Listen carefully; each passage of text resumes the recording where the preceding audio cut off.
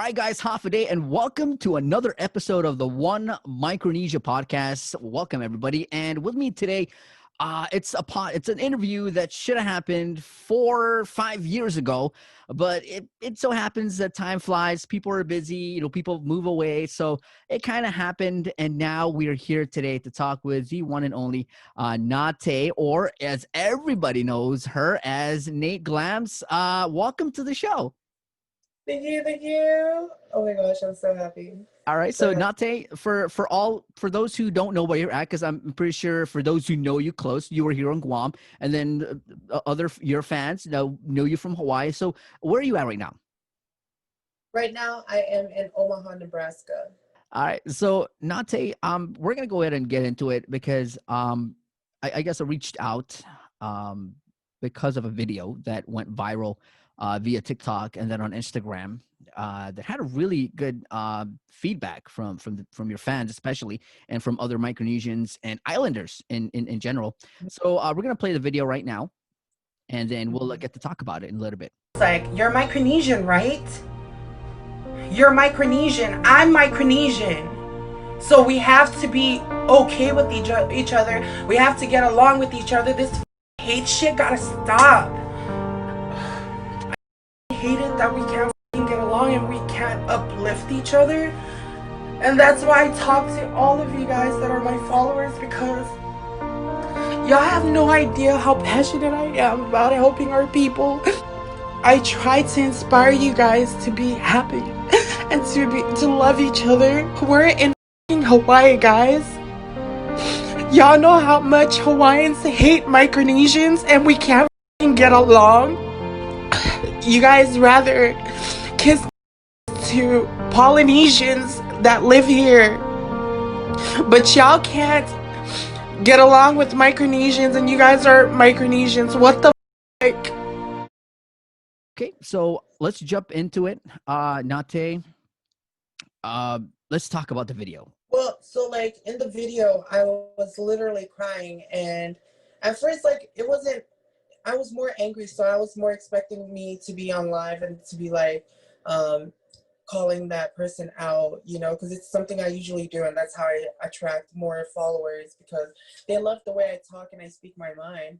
But then this time it was more personal, because it was Micronesian on Micronesian, and then to experience it, I wanted me going on that live. I wanted people to see that this kind of thing actually happens, like Micronesians hating on Micronesians, Micronesian people fighting, and that it's sad for me because, before going to Hawaii or before visiting Hawaii, I've heard so much, I've heard so much about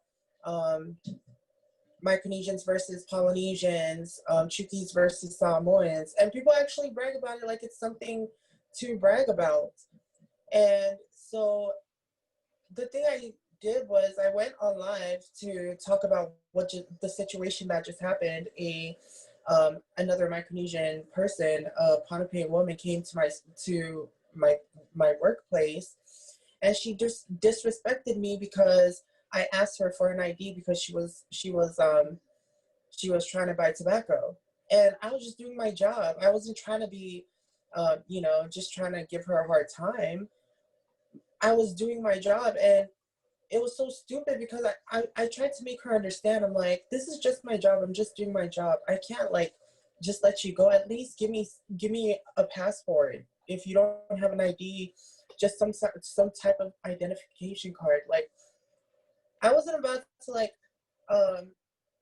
disregard what my job entitles me to do or entails me to do. Like, if they tell me I have to do this, then I'm going to do it. We're supposed to respect what our employer wants. With that said, I went ahead and let the Pohnpeian girl that works with me take over and handle the situation, because she literally was calling me all sorts of names just because she didn't want to give me her ID. Why? Because she didn't want to. And she felt like she had to do that, instead of having the mentality to be like, oh, this is a Micronesian person. This Micronesian person is just doing his or her job, I'm going to respect that because that's a Micronesian. And that's where it starts. If you have hate towards your own people, then you're going to have hate for other people too. And then that's why we're here where we are today, where people don't like our race because we have people like that. And so when I posted that live video, I saw that there was a lot of people who were like, this is so true, I experienced it. Like, there's a lot of Micronesians out there that are being disrespected, or they're being treated badly by other Micronesians just because those other Micronesians feel like they need to do so. And so me seeing, I wanted, because I know like my followers on TikTok are, there's a lot more that are active than on my Facebook platform. So I just took that part of that video to show the message in there and put it on TikTok, and then we just started having all these comments, and even that TikToker from Hawaii, Auntie, that was really sweet of her to like share on her TikTok page. Which is beautiful. You did something that not a lot of Micronesians want to do. You kind of stepped up and you're like, no, this is where it stops. You kind of showed, you opened the eyes of other Micronesians to what's happening, where it's Micronesians hating on Micronesians, which is not good because. And it's common sense. You can't go somewhere and expect those people to respect you when you're the person that's visiting, or you're the person that came here to look for something. Like, you just can't expect, like, we all come out here for the same reasons, but we didn't come out here to be like, we didn't come out here to show other people that we're tough. We're not. We came out here, like, I don't know about other people, but before we moved out here, like, my mom told me, so we're going to Guam, make sure you're in your best behavior.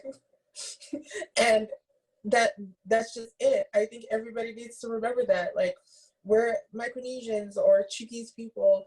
Growing up, I knew that respect was really important for us. So why are we showing something else that's not us? We're supposed to show the respect that we know.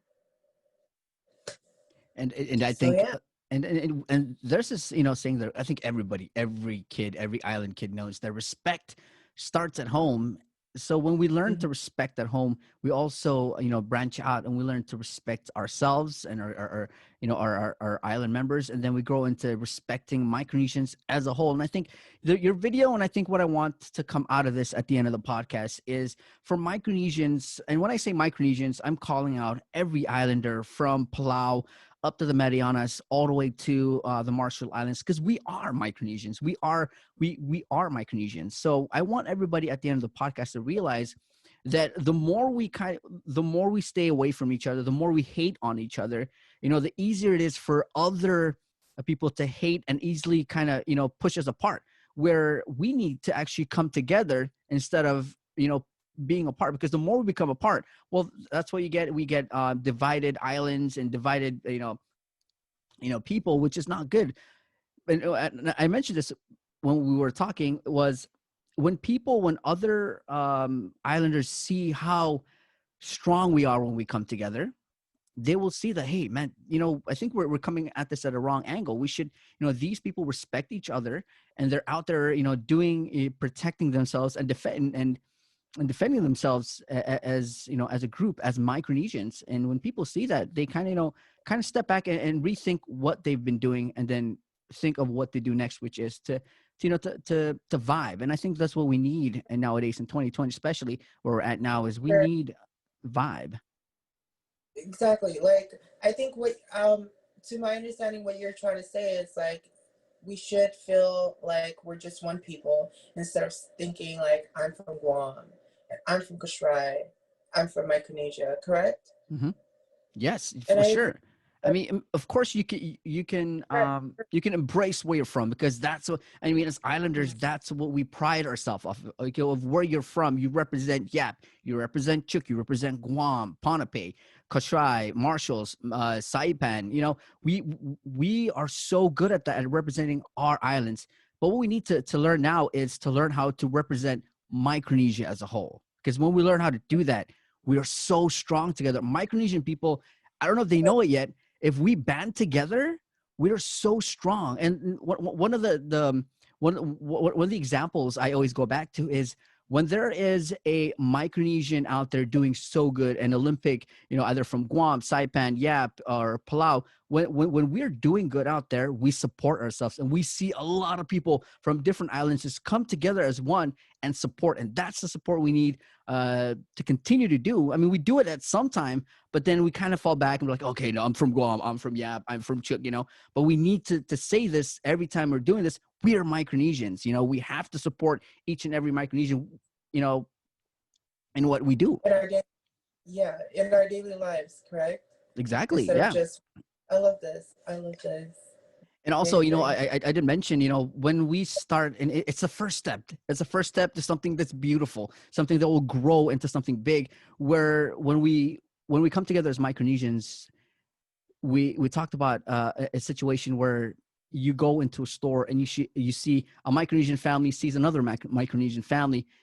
What we're doing now is we kind of like turn away and kind of hide the fact that we're from Micronesia, so that way, you know, we don't attract attention, you know, because apparently we're attracting attention, and we're supposed to attract good attention. So when we do that, you know, it kind of, like I said, we're drifting apart. The more we come together, so when those two families see each other at Walmart or something, you know, they used to say hi to each other and embrace that they're Micronesians. From there on, it goes on to where I talked about the troubled Micronesian on the road. You're from Guam, you're on the road, you got a flat tire. Somebody from Chuuk, you know, cruises by the highway, sees you like, oh, I think he's Micronesia. I need to help them. You know, get out. You know, I think from there, those little things, those little ways where we can help out other Micronesians. When we start doing that, and other people see that, especially with social media, anything could happen. We then realize, like, hey, the more we help each other, the more we bind this whole idea of Micronesian. And that's what we're doing here on the podcast. It's called the One Micronesia Podcast because we want it to be a one instead of just islands in Micronesia. True. So that's and so you talked a lot, and what really got me was you teared up during your video where you were just crying for help. And that's one of the reasons why we got you back here, because this is, I think, maybe not the best thing. I don't get a million views like a million people out there, but I think it's a start to engaging people, to make, you know, people to hear your cry out for help out here in Guam, in Hawaii, and out there in the States. Yeah, and I'm glad that there was a lot of people that reacted to that video, along with Polynesians. I think that's what that shows, that there is hope out there, and that's hope. Me seeing hope from Polynesians, and if I see like that there's hope with Polynesian people, because there's Polynesians commenting under that video saying, "Yo, you need to stop that." Somebody commenting something negative, and they'll go up there and they'll reply, and they're like, "Hey, he's right or she's right. What the hell are we doing? This is not what we were brought up to do." Something about Aina and Kanaka. I remember some of those words, but yeah, like it's amazing to see them, and you see people saying Samoans for Micronesians.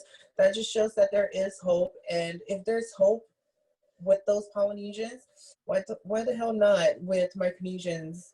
Like, there's hope for us too. And you know, speaking of that, stopping on the side of the road to help another Micronesian because you think they're Micronesians. There are Micronesian people out there that do that, but they don't do it often because they still feel like maybe it's wrong. They don't know if it's okay to do something like that. And it's because they're afraid of how that person's going to react, because they're going to be like, oh, just because I'm walking on the road, they want to show off their car. It's not about that. It's about just helping each other. You need a ride? I have a car. I'm going to help you. And that's where it starts. If we start showing people that we respect each other, people are going to respect us too. Let's talk about. I know you said there were some good feedbacks coming from the video, especially from Polynesians. Were there any people who commented, any comments that you saw that stood out to you that that showed good faith and it had good vibes? Well, yeah, like there was a few, like there was multiple that were, like it made me feel happy. It made me feel happy that there were Polynesian people commenting, saying stuff like, this is true. I'm from Hawaii and I see the racism. And that's, like them saying that, it's true. There's also a lot of people on there that's like, what hate? I don't know if this hate you're talking about, but there are Hawaiians commenting and Samoans commenting about, yeah, my last visit to Hawaii, I saw this shit. I saw the racism. I saw the discrimination towards Micronesian, and it's disgusting. And to see them saying stuff like that, it makes me happy because I know it's true. And that's I think that is the first step, is to recognize it, to recognize something that's there. Because if you just hear about it and you don't see it for yourself, and you don't know anybody else, you think you're the only one that sees it that certain way, then you start to lose faith, and then you just forget about it. But this is the beginning, because people are recognizing it, and they're like, okay, well, this is happening. We need to do something about it. All good. Okay. So that's beautiful. That you said it is the first step. When you recognize that there is a problem, that's the first step. Mm-hmm. Because what do you do then? Because now you're like, okay, so how do we go about working this problem out? How do we fix it? So that's after that, that's when we kind of, move on. And it's beautiful that you see Polynesians seeing this and be like, okay, yes, we agree. There is a problem, and we have to fix this problem. But also, we can't move forward. We can't move forward until we, within our community as Micronesians, accept and bind together and throw away the hate. Because when we as Micronesians bind together and with no hate, we can move on, and from then we can work our relationships with the Polynesians.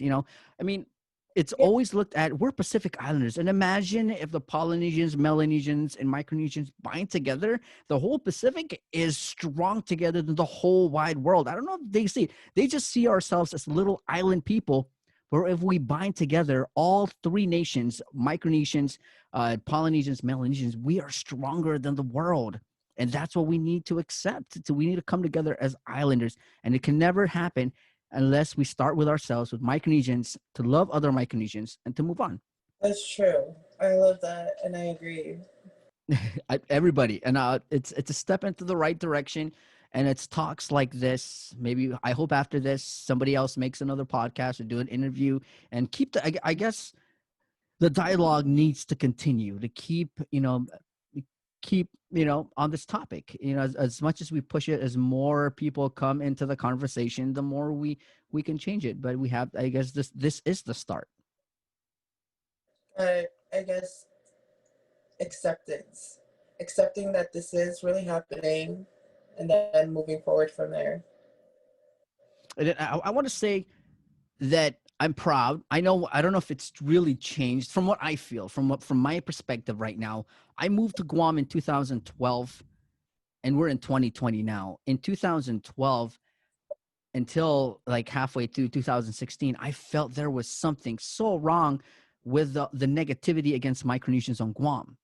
In 2020, I might be wrong. Other people out there watching the podcast, you can comment in the comment. Let me know, how has Guam progressed in the last 4 years since 2016? Because I feel that I think we're moving in the right direction in Guam. Maybe not at 100%, but at 80% to what I believe, where the hate has turned into something beautiful, where you see a lot of you see people's eyes open now to realizing that not all Micronesians are bad.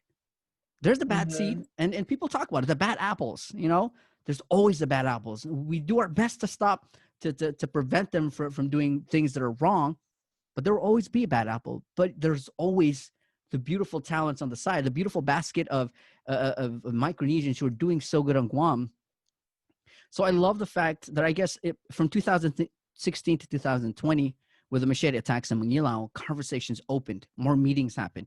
The GPD reached out to the FSM community. And then right now we're doing so good that I hope I don't, jinx anything to going back. We got to go forward. And I think Guam is in that direction, and we're doing so good. And I hope we influence other islands, like where Micronesians are, in Hawaii, in the States, So I guess Guam, and I'm not saying this because I'm here and we're doing good. Like I said, we're at 80%. And 80 is better than nothing, So I hope people watching this podcast, they can go back and watch other podcasts where we talk to key members of our community and how we can better ourselves here in Guam. So that way we can show the world that together we can make something beautiful. You're there, and not only you're there because you chose to move on, and it's what we do. We moved to the States, we moved to Guam, we moved to the States to find a better life, to find work, to find education, which is that's what the compact was all about. But you're there, you're doing that. At the same time, you're also doing something beautiful for especially our LGBT community, our Micronesian LGBT community. So let's talk more about that. I want to learn more details. People should know what you're doing, which is beautiful. Well, so I used to like my goal in the beginning was just to showcase the positivity in the Micronesian community, all the positive key members in the Micronesian community, like our Micronesian business owners. And, I just wanted people to know that there were good Micronesians out there. So my whole goal was just to shine a bright light towards the good Micronesians, so that way they don't have to look at all the bad apples that we have. I remember in Guam, I was on the news a lot, and I was on the news because of what I was doing. I was trying my best to tackle the misconceptions and the stereotypes in Guam. And it's funny how you talked about the GPD reaching out, trying to help the Micronesians, because they asked me to be part of their task force. And I was partnered with Island Girl Power at that time, and I was running a little youth empowerment program as well. It was called Team Youth Micronesia. And we were fortunate enough to have the facilities with Island Girl Power to give, a space to Micronesian kids to, express their talents. And that's how I met Johnny, because we are the World Micronesia Project, and we were seeking talented Micronesian artists. And we worked with him, your cousin Johnny, and Dee Uehara. And so in the beginning, it was really about just Micronesian people. I just wanted people to like us. I want them to know that there are good Micronesians as well. And then I moved to the United States. I really moved to the United States to go to school.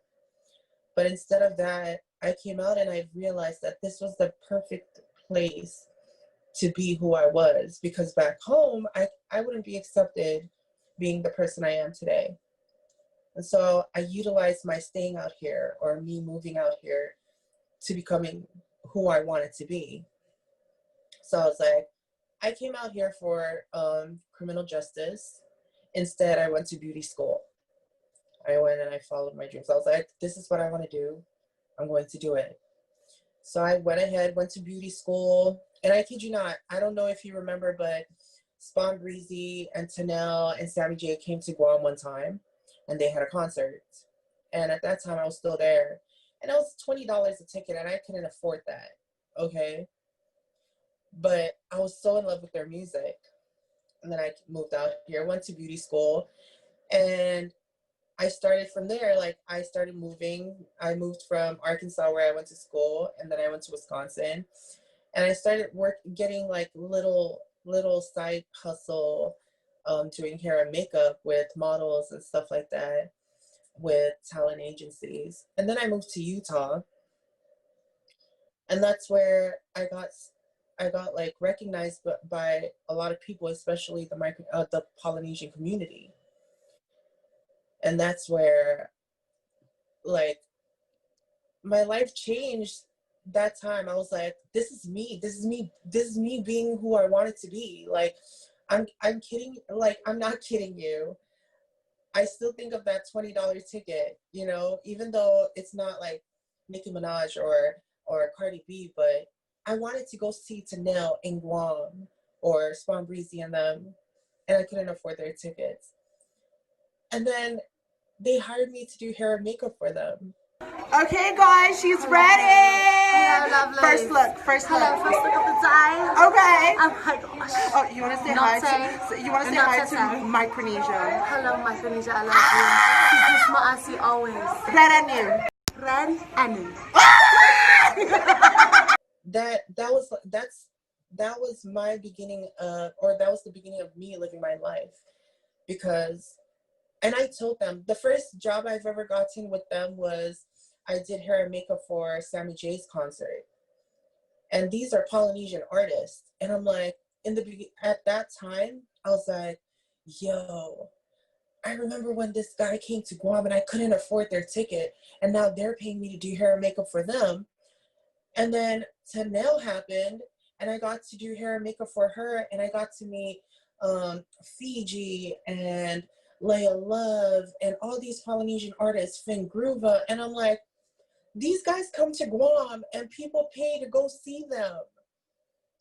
Look at me just hanging out with these people, actually going to their houses and hanging out. And then I got discovered by a makeup artist for Housewives of New Jersey.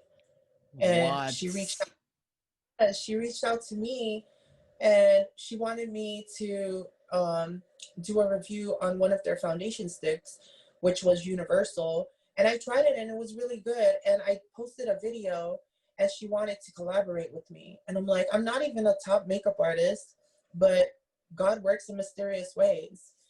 And so she then collaborated with me. We did a eyeshadow palette, and that's when I was like, this is the time that I've been waiting for. This is what I was meant to do. This is what it's about.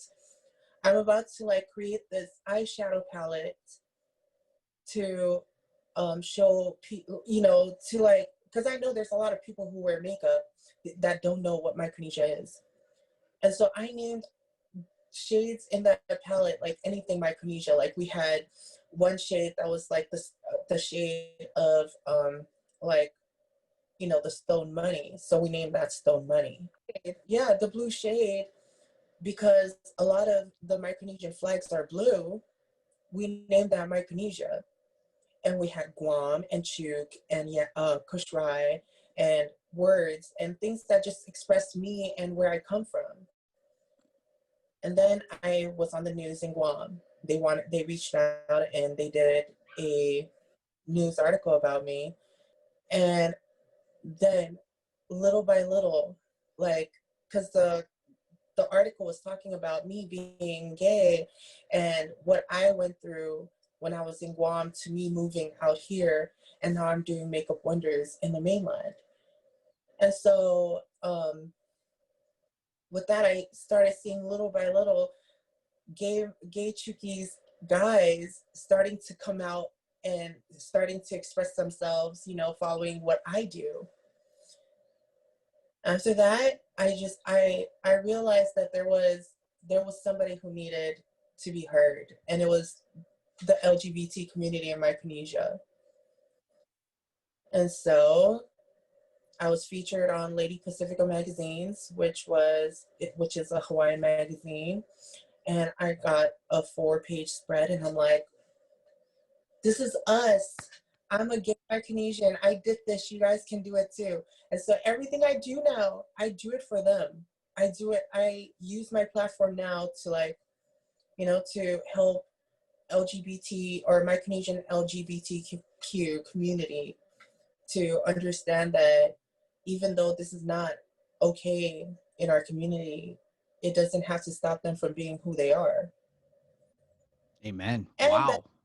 What a story. What a story of the struggles you had to go through, the different walls you had to break down, the ladder you had to climb to get to where you're at.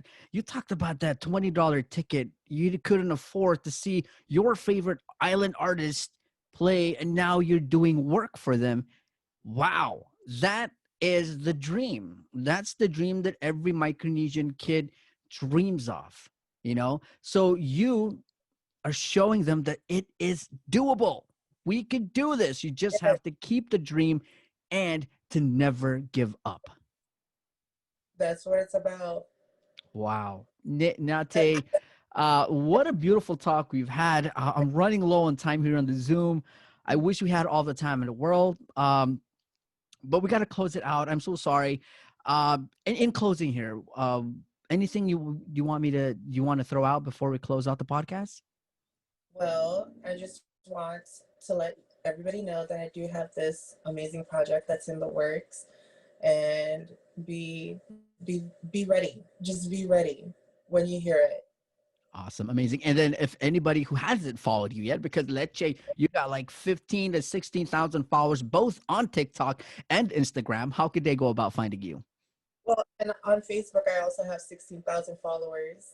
Facebook too. I left out Facebook because they know how the kids nowadays like, what's a Facebook, but yes, she's on Facebook as well.